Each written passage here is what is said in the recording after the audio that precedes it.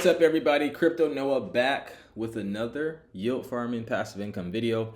In this video, we're going to be covering a borrowing and lending platform built on Base and the Polkadot ecosystem called Moonwell. All right, we're going to go through the docs. We're going to go through the strategies. We'll do a platform walkthrough. I'm going to tell you if I will use the platform or not and why at the end. So before we get into it, I do have to say none of this is financial advice. Consult your financial advisor before making any investment decisions. These are my own perspectives, research, and opinions, and should be treated as such. So without further ado, let's jump straight into the content, starting off with the docs. All right, so here we are on the docs. It says Moonwell is an open and decentralized lending and borrowing protocol built on Base, Moonbeam, and Moonriver. The app's intuitive design ensures a streamlined user experience, enabling everyone to do more with their digital assets. They go on to say on-chain financial tools like decentralized lending and borrowing have the ability to empower people, acting as stepping stones to new opportunities. However, they're all often buried under complex and confusing systems. In just a few clicks on Moonwell, you can effortlessly lend, borrow, and claim rewards, all while maintaining complete control over your digital assets. They also allow it to be translated in your preferred language, which is pretty cool, which will increase users as well, because not everyone speaks English. Their key features are asset custody, intuitive user experience, unwavering security, transparency, and on-chain governance. All right, so let's go on to their contributors. It says they're supported by a diverse set of contributing teams, including Lunar Labs, Gauntlet, Halborn Security, Solidly Labs, Boardroom, Wharton Finance, Rome Blockchain Labs, Vector DAO, and they go on to say what all of these companies are helping them out with. And they also go on to list their advisors, their moderators. So it's like half docs given their Telegram handle. I wouldn't even say half docs. Then they go on to explain the networks that they're on. They're on Base, which is part of the super chain ecosystem. Is basically a layer 2. They're built on optimism, so it's a L2 of an L2. Moonbeam is a parachain on Polkadot. So Polkadot has these auctions where you can get a parachain, and I think you have to pay like a monthly amount to keep it. It's almost like renting a house in a way. And Moonbeam was able to get one.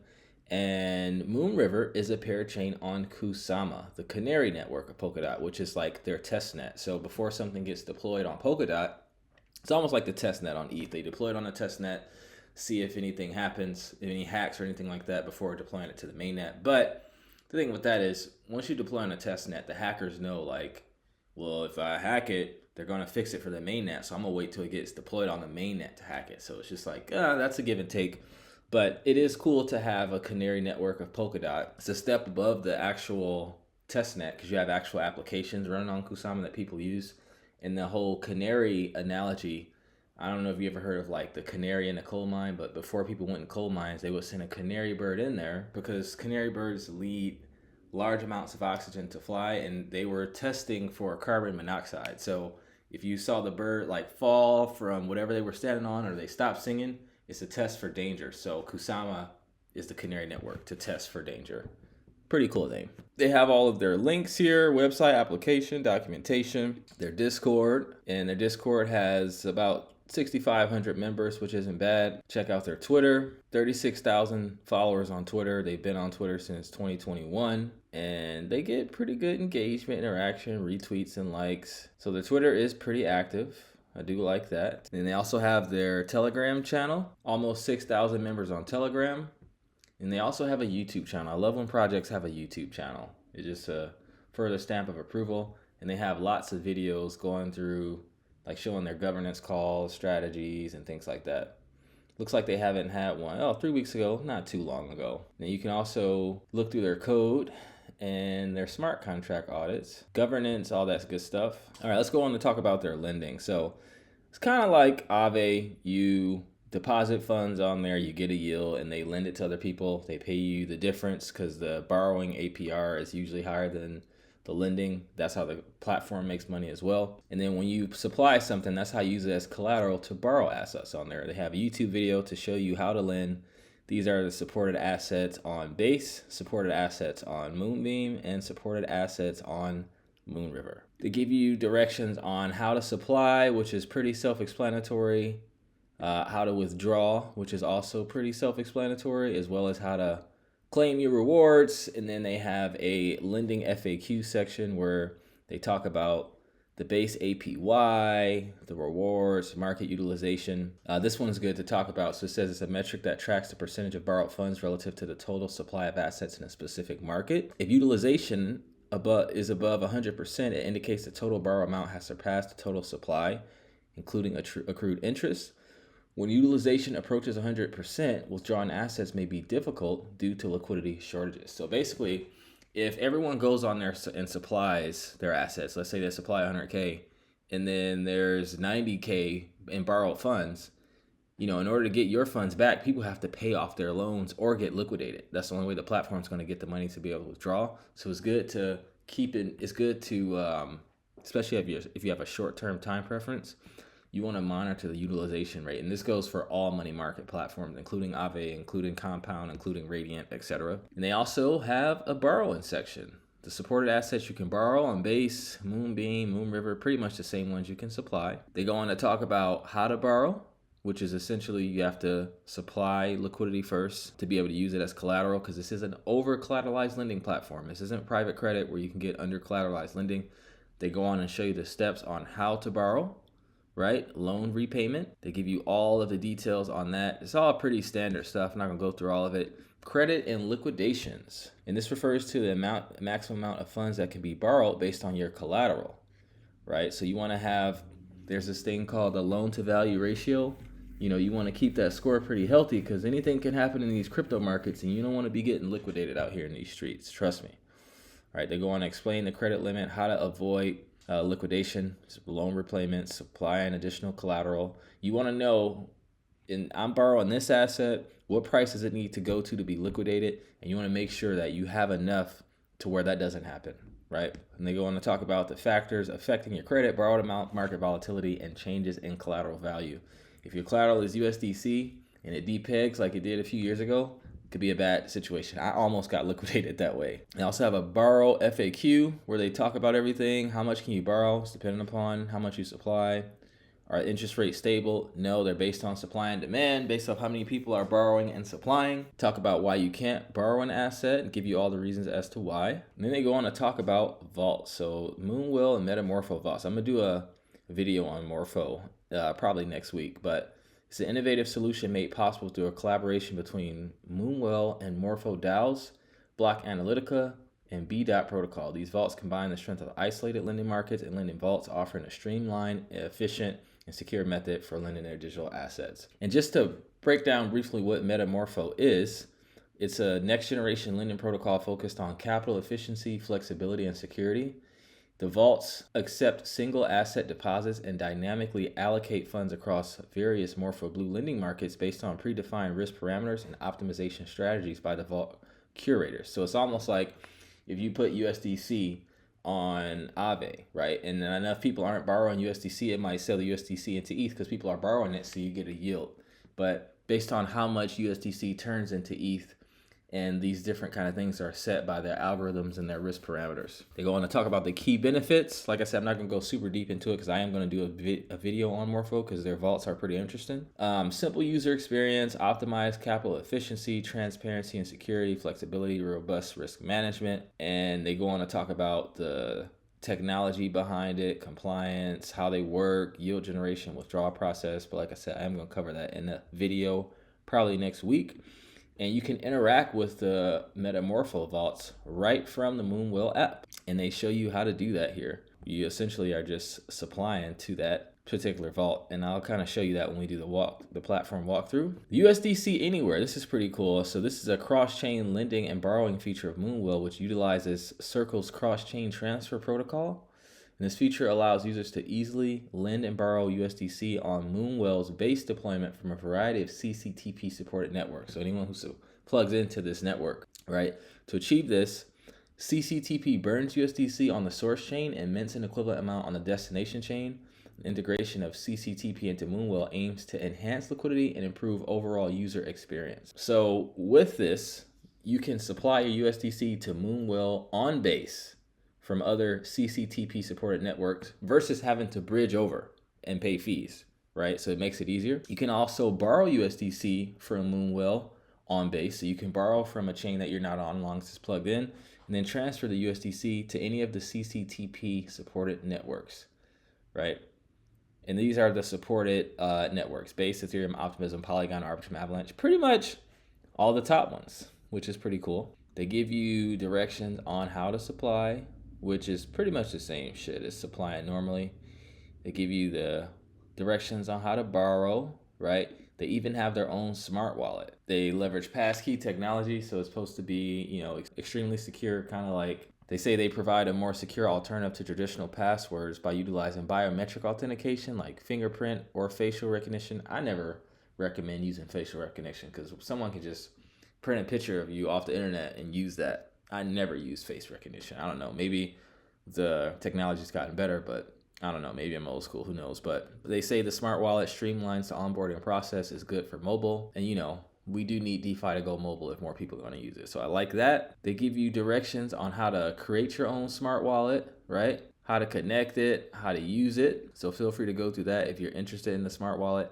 I'm going to give it a little bit more time to test out. I'm going to stick to my current wallet setup that I have right now. And if you go to the token section, they do have a well token. This video is not about the token. I don't own any Moonwell tokens, any well tokens. I don't plan on it. But they look like they had a token migration. They give you the directions on how to do that. They have the FAQs. They show you how to stake, unstake, claim your rewards, how to bridge, et cetera, et cetera. All right, if we go to protocol information, they give you different risk factors: collateral factor, reserve factor, close factor, liquidation incentive. So there's a 7% liquidator bonus. A portion of the liquidation incentive is awarded to a liquidator as a bonus. This bonus serves as a reward for executing liquidations promptly and effectively. By incentivizing liquidators, the Moonwell protocol encourages active participation and helps maintain the overall efficiency of the liquidation process. And then there's a 3% reserve allocation of the liquidation incentive, and is directed to the protocol reserves of the liquidated collateral. Allocating a portion of the liquidation incentive to protocol reserves help to reduce the risk of insolvency caused by cascading liquidations.